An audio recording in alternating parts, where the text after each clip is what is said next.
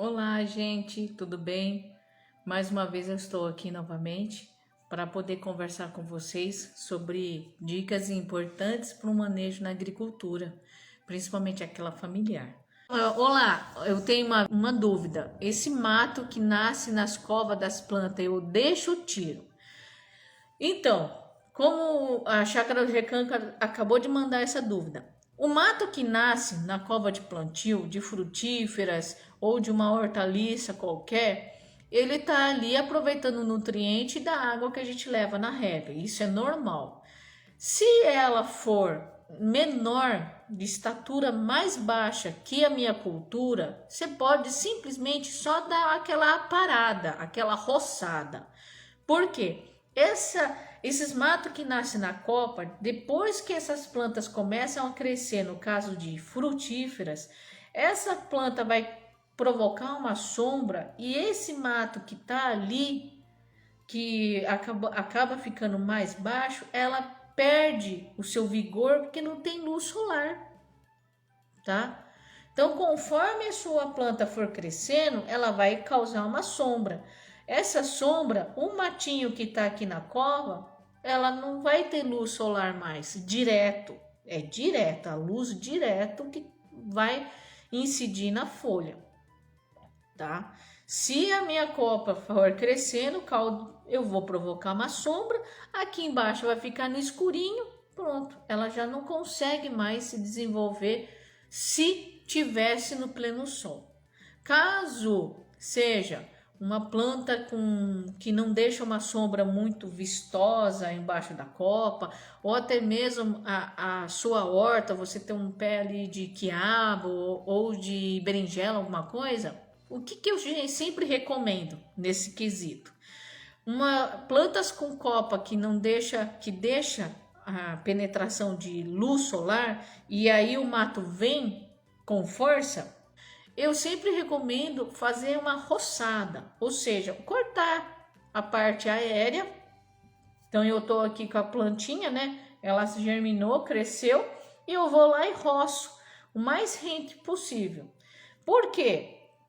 Ela estar cortada, muitas não conseguem rebrotar, mas se rebrotar você vai roçando, roçando, que vai levar algumas semanas ou até um mês para crescer de novo, né? Dependendo de como estiver o clima e etc. Aí você vai mantendo uma camada embaixo dessas plantas que deixam a infiltrar, né? A entrar a luz para uma proteção do solo. Eu acho isso legal porque, pensem bem, uma cobertura verde embaixo da minha cultura, na minha roça, na minha plantação, ela não deixa a terra esquentar. Se a terra não esquenta, eu tenho uma boa atividade biológica e química no solo, tá? Então eu sempre prefiro ter uma cobertura verde, que são matos rasteiros, que eu posso até deixar, tá bom?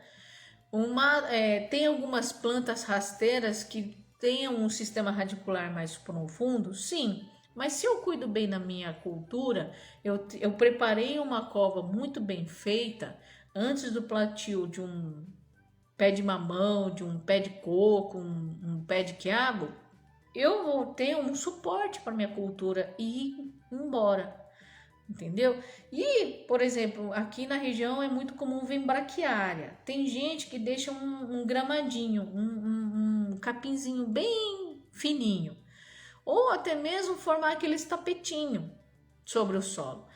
Essas são situações de excelência.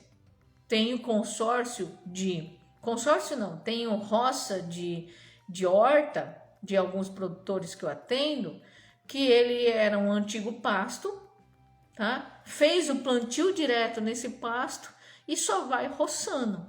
Então o capim só vai germinar mesmo quando tiver uma umidade um pouco melhor, um nutriente um pouco melhor, mas ao ponto de roubar todo o nutriente da cultura é um pouco mais difícil, porque para e pensa, vamos falar de hortaliça que a raiz é mais curta. A raiz de um quiabo pode chegar a 30, 40 centímetros. Um mato que eu vou sempre estar roçando, por mais que ele tenha uma raiz profunda que possa puxar água e nutriente, não é o suficiente. Então, muitas vezes eu recomendo só fazer uma roçadinha, tá? Faz aquela manutençãozinha, deixa aquele resíduo vegetal cair sobre o solo. Se a cultura for crescendo, ela vai causar sombra e não vai danificar nada o desenvolvimento dela. E outra, sinceramente, a briga de manejo com planta daninha, a planta daninha sempre acaba ganhando. Então, se ela ganha, faz a planta daninha trabalhar com nosso favor, não é? Então, deixa o matinho vir, corta, e se de repente você perceber que a planta fechou, ela causa sombra e o mato para de vir, tá? Então, esses são pontos que nós podemos estar trabalhando. E, mas aí eu posso causar um acúmulo muito grande de matéria orgânica. Dependendo de como for, só deixa o que é suficiente para não desidratar, tá? Aquela camada maior você pode distribuir em outro lugar. Teve uma pessoa, por exemplo, que me falou uma vez que Érica, aqui na minha região, no Mato Grosso, pegou e falou para mim, olha, eu não posso deixar muita matéria orgânica acumular em cobertura, porque acaba atraindo cobra, peçonhenta, jararaca. Realmente, tem situações e situações. Se na sua região onde você está tem essa situação de atrair esse tipo de animais que pode trazer perigo para a gente, ou para animais domésticos e para outro qualquer, então nós temos que mudar o manejo da matéria orgânica. Se o meu micro-organismo precisa da matéria orgânica para sobreviver no solo, o que eu faço? Eu coloco nas covas, eu tento incorporar esse material, tá? Mas dá trabalho, Érica, eu vou ter que ficar cavocando e enterrando folha? É melhor do que tocar fogo, não é verdade? É bem melhor, porque você vai estar queimando um nutriente e perder isso para a atmosfera. Então, se eu não quero perder isso para a atmosfera, para o ar, virando fumaça, o que eu vou fazer? Vou enterrar. Vou incorporar, vou misturar. Mas isso dá trabalho. Tudo na vida dá trabalho. Agricultura dá trabalho, cuidar de jardim dá trabalho, um monte, né? Então a gente acaba fazendo isso. Então, assim, nessa situação que essa produtora falou para mim, então aí a gente tem que ver casos e casos. Se eu tenho matéria orgânica que vai esconder algum bicho, escorpião, cobra, qualquer outro bicho que possa causar risco desnecessário, então eu vou misturar. Eu deixo somente uma camadinha. Se eu não puder deixar essa camada, o que acontece? O fato de você irrigar faz uma coroa. O que é coroa? Eu tenho minha plantinha aqui, eu vou fazer uma coroa. Essa coroa, o coroamento é onde a gente faz um amontoado circular. Eu vou fazer uma parede circularzinho em todo redor. Então essa parede, como é um pouco mais alta, eu vou enchendo de água. Às vezes até eu vou voltar a irrigar de novo a minha planta depois de 2, 3 dias. Então eu coloco ali uns 10 litros d'água. Ótimo. Coloquei uns 10 litros d'água. Eu vou hidratar. O meu micro-organismo precisa de água. Tá? A planta precisa de água. Tudo precisa de água. E aí, esse coroamento, mas Érica, aqui embaixo da copa eu faço isso, só que seca rápido. O que eu faço para diminuir? Deixa uma camada fina, ou senão o mato vem sozinho. Onde tem água, as plantas daninhas é um vegetal assim que tem um mecanismo tão incrível que qualquer gotinha de água ela germina. Bateu luz, ela germina. Você mexer um pouquinho, ela germina. Você traz terra de outro canto, ela germina. Ela vem, não tem minha dúvida. Aí você vai só mantendo aquela vegetação verde embaixo da copa, dá uma roçadinha. Aí vai e utiliza, tá bom? O NPK deve ser usado em um intervalo de quanto tempo? Bom, nesse caso, o NPK é nitrogênio, fósforo, potássio, tá bom? Vai depender. Se for de fruticultura, nós fazemos uma adubação a cada 2 meses ou 3, tá? Vai depender muito no nível de nutriente e de umidade que é necessário. Então, primeiro, bom, é fato. Para eu saber a quantidade, eu preciso saber especificamente o que eu preciso com a análise de solo. Determinado isso, para frutíferas, eu sempre faço uma adubação parcelada. Vamos supor, se no resultado da análise de solo eu preciso de 2 quilos, tô chutando, tá? De NPK, eu vou fracionar esses 2 quilos para 2 ou 3 meses. Isso varia muito de 2 ou 3 meses. Por quê? A nutrição de plantas, ela é lenta. Ela come lentamente, né? Não é que nem a gente, quando tá com uma larica, uma fome tremenda, se devora um prato assim, ó. Não tem gente que fala que demora um tempão para preparar um almoço e na hora de sentar na mesa, rapidinho come. A gente é assim, mas a planta não. Ela come devagarinho, ao longo do dia. Dependendo, tem dia que ela nem absorve tanto ali o nutriente, porque ela tá transpirando pouco.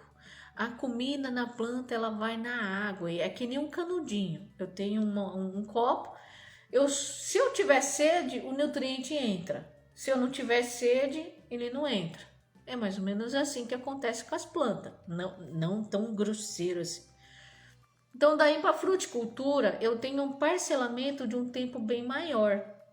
No caso de hortaliças, o parcelamento é mais reduzido. Então, que nem, por exemplo, eu sempre falo, se eu comparo uma frutífera e uma hortaliça, a hortaliça é um atleta de alto desempenho que consegue atingir uma velocidade de 0 a 40 km por hora em questão por hora, quer dizer, em questão de segundo. Já a frutífera é uma tartaruga, ela anda lentamente. O metabolismo dela é devagar. Por isso que uma roça de horta comparado com uma roça de frutas, na parte de fruticultura, ela tem um ciclo menor. É no máximo 1 ano, uma roça de horta dura. Ela cresce, produz e morre rapidinho. A fruticultura não, ela cresce lentamente, produz um tanto de um tempo, vai um tempo, vai contando outro tempo, mais um pouco, aí lá na frente morre. Então são anos, décadas que pode durar. Por isso que o intervalo de uma adubação de NPK é muito maior na fruticultura quanto na hortaliça. A hortaliça, dependendo de como for, por exemplo, um pé de pepino, né, que em 4 semanas já tem a sua safra inteira, você tem que jogar adubo toda semana para ela, porque ela tá ali, ó, loucamente queimando, produzindo, crescendo, enchendo fruto, florescendo e assim vai. Isso eu observei durante a experiência de campo, porque na faculdade a gente ouve os professores falar, fazer análise de solo a cada 3 anos, mas não vamos vendo, pega para capar. Nós agrônomos acabamos tendo que fazer mais vezes essa recomendação. Obrigada pela presença de todos, mas não esqueça, semana que vem às 18 horas, horário de Brasília, estamos aqui, tá bom? Então, obrigada por vocês. Amanhã na roça começa de novo, mas estamos aí. Até mais. Beijo para todos. Muito obrigada e até o próximo sábado. Tchau. Até mais.